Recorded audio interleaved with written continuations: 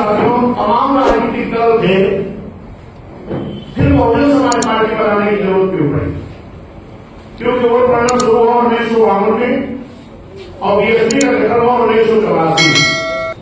क्योंकि doctor B R. Ambedkar साहब ने भारत का संविधान बहुत अच्छा बना के गए, लेकिन बाबा साहब ने एक बात कही थी कि इस देश का संविधान हमने बहुत अच्छा बनाया है, लेकिन अगर इस देश की हुकूमत, जो हुकूमतें होंगी, अगर ये ईमानदारी से मेरे बनाए हुए संविधान को अगर लागू नहीं कर पाई तो अच्छा से अच्छा संविधान भी अच्छा काम नहीं कर पाएगा।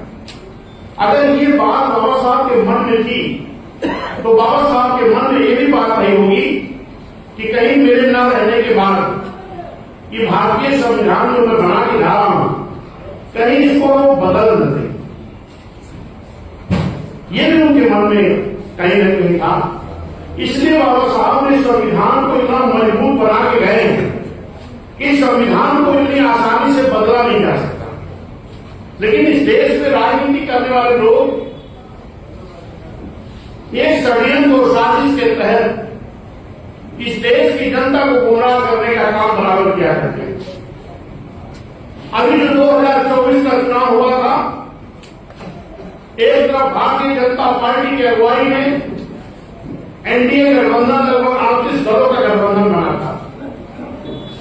एक तरफ कांग्रेस समाजवादी की अगुवाई में 38 दलों का एक इंडिया गठबंधन बना था। एक तरफ जहां भारतीय जनता पार्टी के कुछ सांसद, उसमें हमारे अयोध्या के भी सांसद थे लल्लू सिंह, कुछ सांसद लोगों ने यह बोला कि हमें 405 सीटें दिला दो, हम इस देश का संविधान बदल देंगे।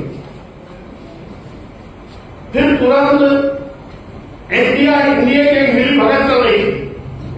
जैसे एनडीए ने कहा कि 405 सांसद ले आओ, हम संविधान बदल देंगे, वैसे तुरंत इंडिया गठबंधन के लोगों ने कहा मुझे जिताओ, मैं संविधान बचाऊंगा। एनडीए ने कहा संविधान बदलेंगे, इंडिया ने कहा संविधान बचाएंगे। जबकि बाबा साहब ने क्या कहा था? ये संविधान बाबा साहब का मजबूत बना के गए कि आसानी से संविधान को बदला नहीं जा सकता, लेकिन हां उसकी आर्टिकल को बदल करके, कुछ धाराओं को बदल करके तो किसी का फायदा किसी का नुकसान किया जा सकता है।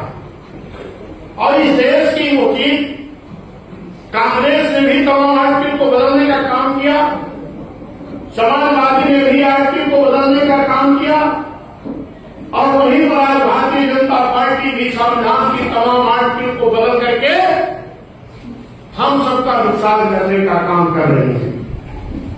ये समझने की बात है, ऐसे नहीं समझ में आएगी बात। क्योंकि आपको मालूम है कि 2007 में जब विधानसभा का चुनाव हो रहा था, उस वक्त भी तमाम दलों ने गठबंधन किया था, लेकिन बहुजन समाज पार्टी ने किसी दल से गठबंधन नहीं किया था। लेकिन बहुजन समाज पार्टी ने 2007 में भी एक जनता का गठबंधन बनाने का काम किया था।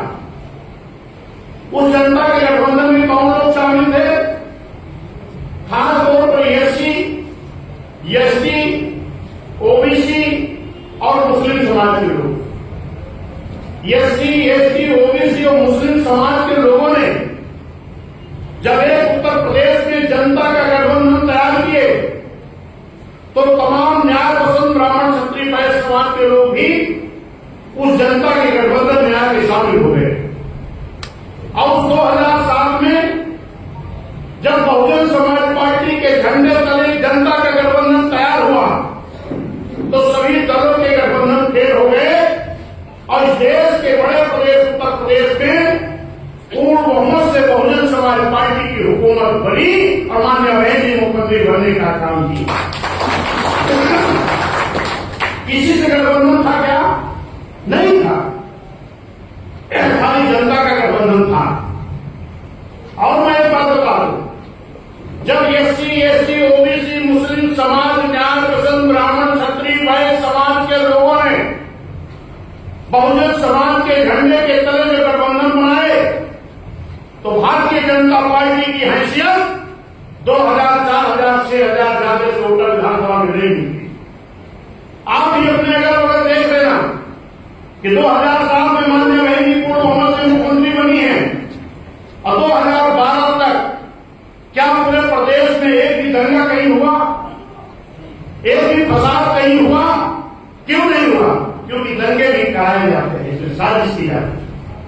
और मैं कहता हूं अगर दंगा होता है तो कुछ लोग आंसू पोंछने पहुंच जाते हैं, लेकिन मैं कह रहा हूं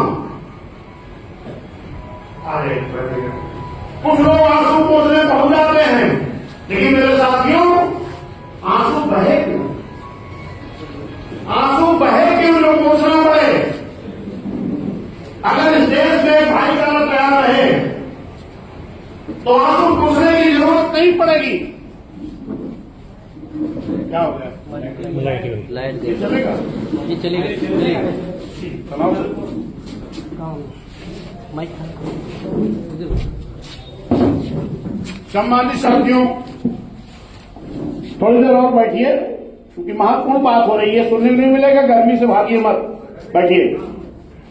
मेरे सम्मानित साथियों, उस वक्त जब 2007 में बीएसपी की गवर्नमेंट बनी और 2012 तक चली, तो जरा 12 के चुनाव का रिजल्ट भारतीय जनता पार्टी का देख लीजिएगा। मैं क्योंकि आपके बगल अयोध्या का रहने वाला हूं, बीकापुर विधानसभा में 2012 के चुनाव में भारतीय जनता पार्टी को